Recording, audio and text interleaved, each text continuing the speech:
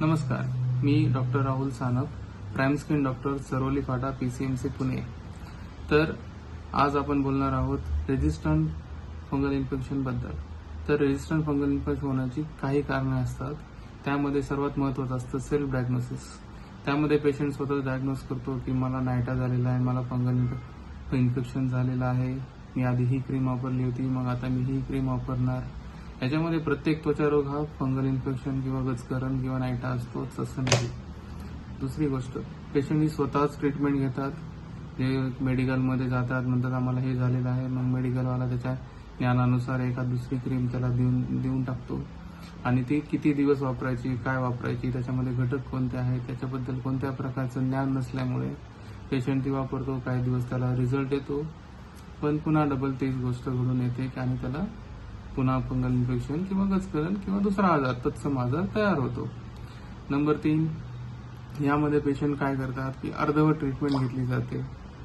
किती गोळ्या असतात, किती दिवस ट्रीटमेंट घ्यायची असते, कोणती क्रीम वापरायला पाहिजे असते, हे न कळल्यामुळे किंवा हे कळत असूनही फक्त अर्धवट बरं झालेलं आहे, आता आपोआप बरं होईल या अपेक्षेने किंवा कंटाळा करून आपल्याला भरपूर दिवसापासून हा त्रास आहे, किती दिवस ट्रीटमेंट घेणार, मग त्याला सपोर्ट लोशन लावणार, रिंग झोन लावणार किंवा बंद करून घेणार, मग त्याचे अजून दुसरे साईड इफेक्ट्स होऊन जाणार।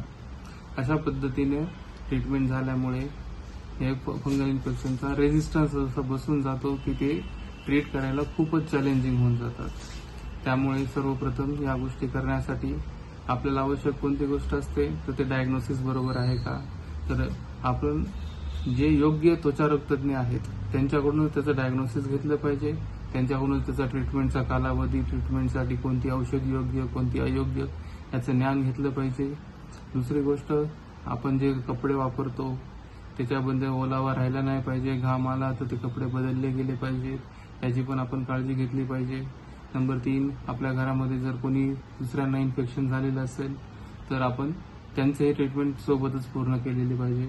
त्यामुळे घरामधून हा आजार नाहीसा होईल, नाहीतर एकाला इन्फेक्शन झालेलं आहे आणि दुसऱ्याला परत तीच गोष्ट आहे, ट्रीटमेंट अर्धवट होते, त्यामुळे असा प्रॉब्लेम होऊन जाऊ शकतो।